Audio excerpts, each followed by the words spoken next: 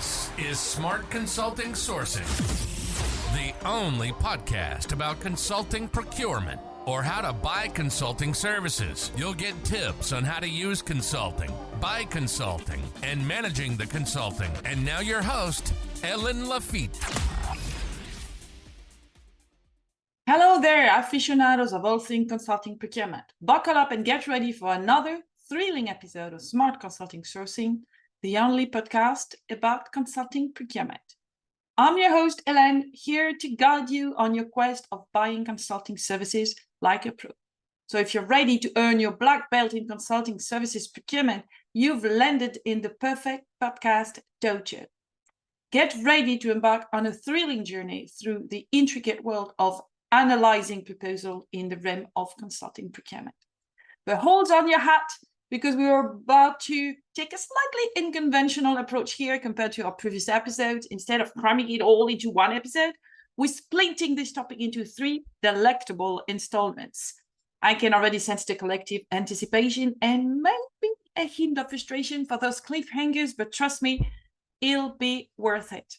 So in today's episode, we're diving headfirst into the process of analyzing proposals. We'll cover everything you need to know about how to approach this task, who to involve in the evaluation process, and when to roll up your sleeves and get down to the nitty-gritty. But don't fret. Next week, prepare to have your socks blown off as I reveal my secret sauce. These burning questions you should be asking yourself when faced with a proposal. We'll delve into the what and the how, equipping you with the tools to make informed decisions and unravel the hidden gems with each proposal. And finally, in the third week, we'll cover the remaining critical aspects: team expertise, perfect fit, and of course, budget considerations. So let's face it, these elements can make or break the success of your consulting endeavor. But first, let's hit the rewind button to bring back the heart and soul of last week's episode. So grab a cup of Joe and your trusty notepad, because it's about to get real. We're diving back into the art of briefing consultants and moderating a fair, transparent Q&A. First and foremost, let's talk about secret agent and spy movies. Well, not quite, but equally exciting. When handing over your classified intel to consulting firms, always have an NDA ready to roll out. Keep your trade secrets under lock and key and lay the foundation for a trust-building relationship. Remember, the key to your secret sauce is, well, secrecy. Now on to the briefing bonanza. Forget about the hasty deep dive into paper proposals. Instead, pencil in a briefing with the consultants and chance to lay your cards on the table, clarify your needs first of those burning questions, and importantly, start fostering those personal connections. Think of it as the orchestral tuning session before the consulting concert kicks in. Precision. It's not just about Swiss watches walk, When it comes to the scope of your project, crystal clear is the way to go. The more precise your detail, the sharper your proposal will be. It even may save you a few bucks. Now, if you're ever lost in words during briefings, here are a couple of conversation starters. Third, explain to the consultant the picture of success. Aligning your expectations and visions from the start ensures you're all on the same page. Second, put them on the spot. Ask them what will make you choose them as the winner. That will help you, clarify what are your criteria. And last, fairness is king. Or should we say that's the golden rule. Compile the Q&A session questions and ensure they're available to all consultants. Everyone should have equal access to the same info, keeping the playing field as level as a billiards table. All right, folks, if you somehow let our previous episode slip through the cracks, we've got you covered. Whether you're a Spotify superstar, an iTunes enthusiast, or a YouTube junkie, we've got you covered. But wait, are you the bookworm type who loves a good read? Yeah, we've got you back too. The full transcript of all our episodes are waiting for you in the thought leadership section at consultingquest.com. So read at your leisure and don't forget to share with your buddies. All right, folks, time to dive headfirst into our theme du jour, the riveting world of analyzing proposal. I can almost see my dear procurement pals out of there giving me the classic, not my circus, not my monkeys look, right? Hey, I don't do that, the client does. I hear you say, yeah, indeed. When it comes to assessing the meat and potatoes of the proposal, the client, the end user, the stakeholder, whatever moniker you prefer, they're the ones with the gourmet palate to savor the value on offer. However, they might not exactly be consulting connoisseur. And this is where you are procurement pros striding to save the day. Yes, you are the facilitator, the umpire, the guardians on compliance and transparency. So apologies for this tasty morsel, but this plate's heading right by your way. Okay, friends, let's gear up for a little pre-pitch analysis. You might be wondering, why, Helene? Well, imagine you've run a marathon RFP process for a behemoth of a project. Your shortlist could still be as long as your arm. And time, as we know, is a precious commodity. So let's slice that list down to our likely champions and politely set the others aside. Envision the process as a funnel brimming with proposals. Nested at the end, you'll find the crème de la crème, the proposal that have ticked all your RFP boxes. They're compelling, they paint a crystal clear picture of your project journey, and they are not too much to handle. Now, flanking in the model, in the little higher in the tunnel, are your fixers, helpers. So the proposal that veers slightly off course, but are still salvageable. Perhaps they've missed a minor step, but the rationale is solid. The trick here is to avoid dismissing a potential diamond in the road prematurely. And then at the tip top of your tunnel, you've got the off-base proposal, or those that smack of, copy-paste generality. Now, how do we store the A players from the C players, you ask? The answer lies in thorough proposal analysis. And there's no shortcut. And there's another crucial reason in a pre-pitch analysis, actually. Many executives are encouraged to have this mindset. We want to see what these consultants are made of and test their mettle. Well, almost as if it's some sort of a high-stake examination, So speaking of exams, my second child is currently navigating the turbulent water of the baccalaureate. It's the end of high school exam here in France. And guess what? The teachers are there at their campus, guiding them along this journey. Why? Because the aim is to ensure that they've gained knowledge and done the necessary work. So likewise, what's your goal in this process? Is it to give consultants an intellectual endurance test?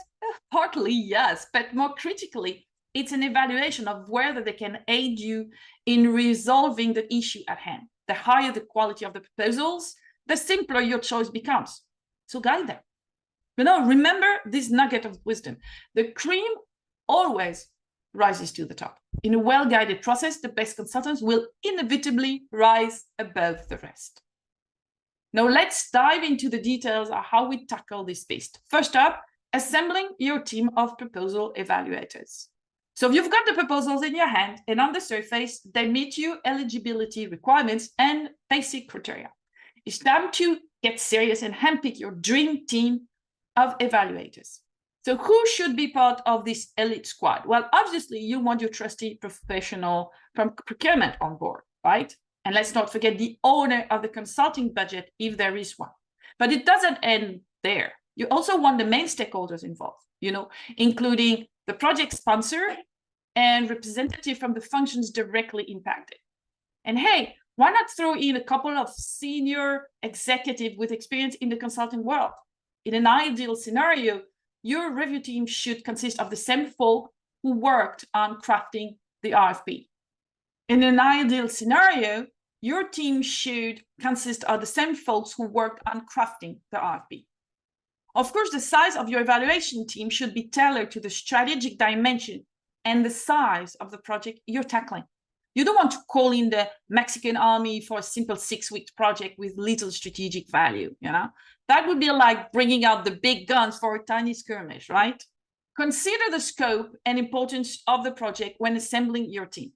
If it's a small-scale endeavor, you can just keep the team lean and mean, with just the essential members who can bring valuable insights and expertise. On the other hand, for larger, more complex projects with high strategic stakes, it's wise to gather a larger team with a broader range of skills and perspectives. So be strategic in your team selection. Now, let's break it down and answer the burning question. Why should you assemble this dream team of proposal evaluators? Well, my fellow listeners, by bringing together a diverse range of stakeholders, you're not only ensuring a fair evaluation process, but you're also maximizing your chances of selecting the absolute best proposal for your company's needs. And let's face it, implementing that shiny new idea or project successfully is what we're all after. What if your team lacks deep expertise in procurement processes? That's a good question. In that case, you should consider adding a consulting procurement expert to your squad. They'll bring in that extra dose of know-how and ensure your evaluation process is rock solid. Because let's be honest, analyzing proposal requires a deep understanding of both consulting and procurement.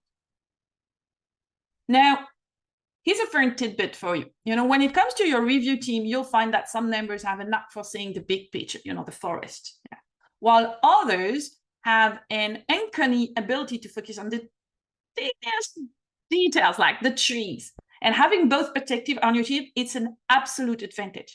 It's like finding the perfect balance between savoring the breathtaking view from the mountaintop and appreciating the intricate details of a single white flower. So embrace the diversity within your team and enjoy the benefit of having both forest and tree enthusiasts on board.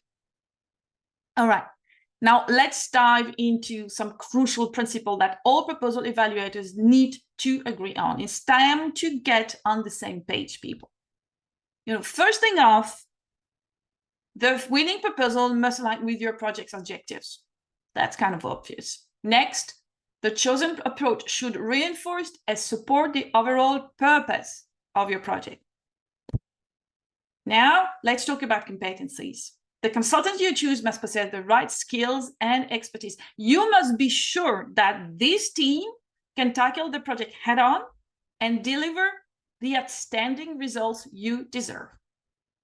And of course, the selected consulting suppliers will also be a good fit for your corporate culture, values, and ways of doing things.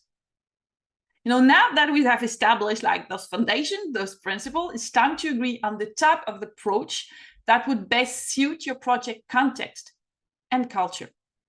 Are you sticking an innovative, original, breakthrough, or transformational approach? Something that can catapult your company's strategy to new heights? Or maybe you prefer proven and reliable approach that, like a trusty old friend, getting the job done with precision. Keep an open mind and be open to particularly intelligent solutions that leverage advanced methodologies, technologies, or outside-the-box thinking. Finally, ask your team of evaluators to review the proposed solution through various lenses. Look for problem resolution, clarity, a consistency with your internal values or ways of working, ends of implementation. And don't forget to keep an eye out for the outside-the-box approaches. It's like evaluating a painting. Does it capture your imagination? Does it make you say, wow, this is brilliant? Remember the goal of this exercise, ranking the proposals and selecting the consultants who will make it to the shortlist. So we're not just stopping at ranking. We're also diving into the nitty-gritty in covering the strength and gray areas of each proposal. Why, you ask? Well, it's all in preparation for the pitch session and the final evaluation. But we've reached the end of this jam-packed episode, and I hope you're ready for the treasure trove of insights that await you in the next one. Now, let's take a moment to gather our thoughts and cover those takeaways that you need to remember. When it comes to assessing proposals, the clients may have a gourmet palette, but they might not be consulting connoisseur. That's where procurement leaders come in as the facilitators, empires, and guardians of compliance and transparency. In this pre-pitch analysis, you can imagine a funnel filled with proposals. The crème de la crème are the ones that tick all the boxes of your RFP, while the fixer-uppers are potential despite minor missteps. Don't miss those diamonds in the rough too soon. Thorough proposal analysis is the key to sorting the A players from the C players. And remember, the cream always rises to the top. Now let's assemble your dream team of proposal evaluators. Bring in your procurement professionals, budget owners, main stakeholders, and some seasoned senior executive with consulting experience. Tailor the size of your team based on the project's strategic dimension, lean and mean for small endeavors, and a larger team for complex projects. By bringing together a diverse range of stakeholders, you ensure a fair evaluation process and maximize your chances of selecting the best proposal. But also make sure that everyone is on the same page. The winning proposal must align with the project's objective, reinforce the overall purpose, and be a good fit for your corporate culture. Consider innovative or reliable approaches based on your project context. Review proposals through various lenses, evaluating problem resolution, clarity, consistency, and ease of implementation. Look for those wow factors that make you say, this is brilliant. Remember, the goal is to rank the proposal and select the consultants who make it to the shortlist, but also to prepare for the pitch sessions and the final evaluation.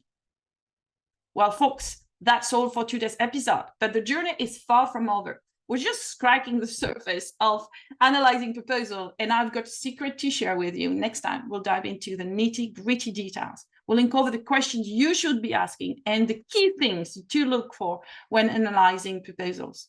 So get ready for a packed episode full of insights and tips. Grab your calendars, set those reminders, and join me on the next episode of Smart Consulting Sourcing for an electrifying deep dive into proposal analysis. Till then, stay safe and happy sourcing. And if you have any questions regarding today's topic or any consulting procurement related topic, actually, remember you can always contact me directly on LinkedIn or by email because I always game for a chat. Bye and see you next week. Au revoir. You've been listening to Smart Consulting Sourcing, the only podcast about consulting procurement. We hope you enjoyed the show. We'll be back soon, but in the meantime, hit the website at consultingquest.com. Find us on LinkedIn, Twitter, and YouTube. For questions and comments, send an email to ellen.lafitte@consultingquest.com. See you next time.